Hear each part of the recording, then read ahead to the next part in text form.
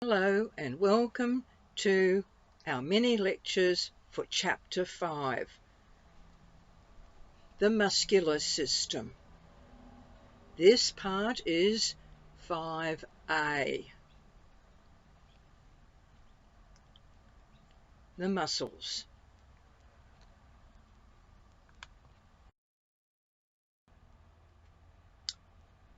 Here is an enlarged picture of the one from your textbook on page 78, showing you some skeletal muscles, these being your pectoralis major, and there's some deltoids, a little bit of the biceps brachii. But what I want to show you is that the stripes and the striated appearance of these fibres. And it's these fibres that we are going to go in and look at, discuss, and learn more about. The muscle fibres in each and every muscle, skeletal muscle in our body. The learning objectives: to be able to describe the structure of a skeletal muscle, to be able to relate the structure of the muscle fibers to its function, to be able to define muscle tone,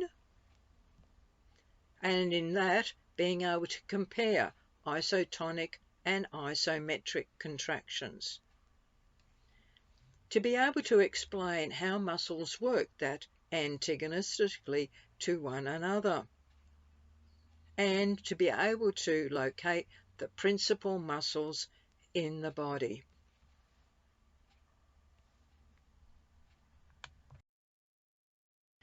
So muscles, our muscular system, can be broken down into three parts. We have skeletal muscles, which are voluntary. We have smooth muscles, which are involuntary. And we have our cardiac, our heart muscles as well too. Most of this chapter is taken up with the skeletal muscles and their makeup. There is a little bit about the smooth, involuntary, and a small amount of the cardiac heart muscles. Our skeletal muscles, they are the machines of our body. Skeletal muscles account for 40% of our body weight. They provide those contours of the body, and they are essential for our contractions and shortening. They're responsible for all the locomotion and respond very, very quickly to change. Our muscle contraction depends on ATP, that androgen triphosphate we spoke about earlier. And this energy powers the muscle contractions. Therefore, heat is generated.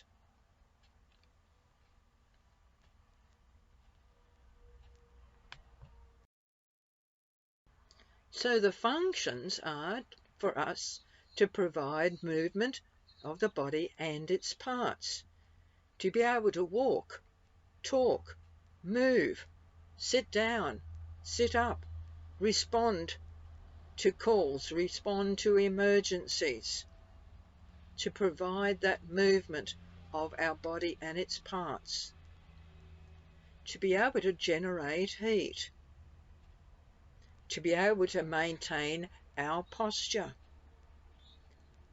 and to be able to stabilize the joints.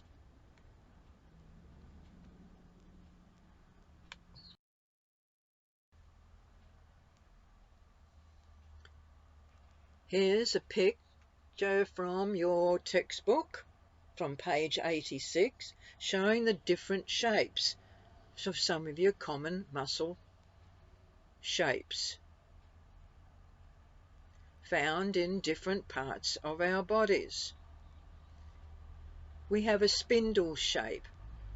We have a rhomboidal shape, rectangular, triangular, pennate, bipennate, multiple bellies, two-headed, even, three-headed, as in your triceps and your biceps, even sphincters. These are around your eyes and your mouth, and where there could be two bellies, one after the other, or there could be two bellies right next to each other, like the gastrocnemius. So our muscles come in all different shapes and sizes for different jobs, for doing different work in different parts of our body. Our muscle shapes. Our skeletal muscles, a bit more information. They are voluntary. They are subject to our conscious control. But you've probably noticed that sometimes our nerves and our response to something is so quick that we hardly know that we are going to do it or we have done it. As you've seen in the pictures, they are striped, striated. They are large fleshy muscles attached to bones and able to produce movement by exerting force on tendons, which in then pull on the bones or other structures like our skull and skin, to be able to produce these movements through lever actions with the joints. Most muscles cross at least one joint and are attached to the articulating bones which form the joint. Having these tendons cross over the joint helps to be able to use them as levers. So when a muscle contracts, it draws one articulating bone towards the other. Bones serve as levers, and joints act as a fulcrum for those levers.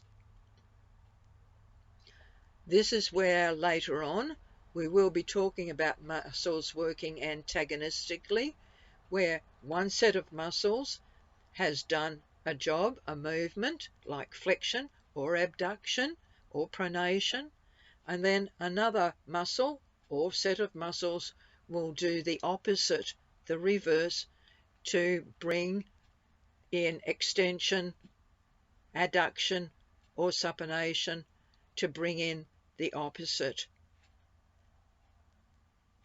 Muscles, bones, and nerves all working in a precise, coordinated way.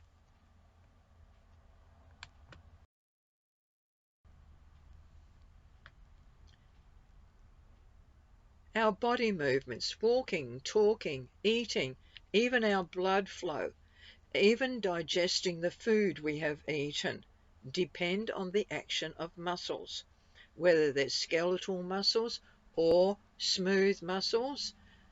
The muscles in our digestive tract, there's muscles in our respiratory tract. Wherever there depends on the action of muscles to do the job, internally or externally. Body movements. Our 600 or so muscles work in that coordinated way, allowing our bodies to carry out a huge, wide range of activities and helping us to move effectively. And as you saw in our integumentary system, that each hair on our body has the most tiny, minute, microscopic muscle attached to it, the erectile pillae. So there must be literally hundreds of thousands of these erectile pillae. So it's very, very hard to work out how many muscles there are in the body.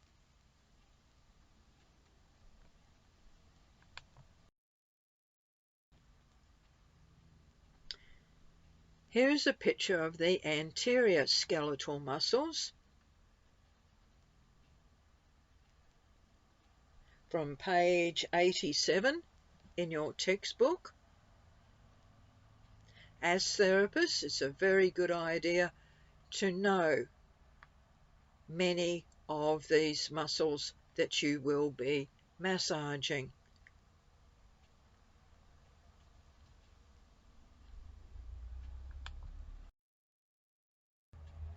The posterior skeletal muscles of our body, page 88 from your textbook, showing you the posterior, the back view, the back muscles. I hope that some of them are familiar to you as you've gone through the different massage classes. The posterior skeletal muscles.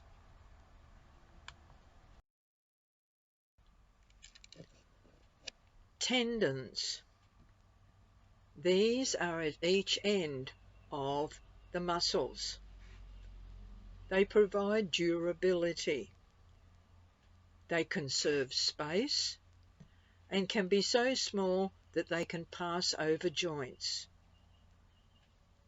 They cross over rough bony prominences or even attach to the rough bony prominences. Tendons are a cord of dense, tough connective tissue with collagen fibers. They are a continuation of the muscle fibers' connective tissue coverings to become this tough collagen cord, a tendon. And tendons attach to either another muscle or a bone.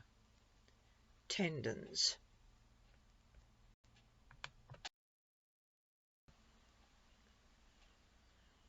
This is a picture from your book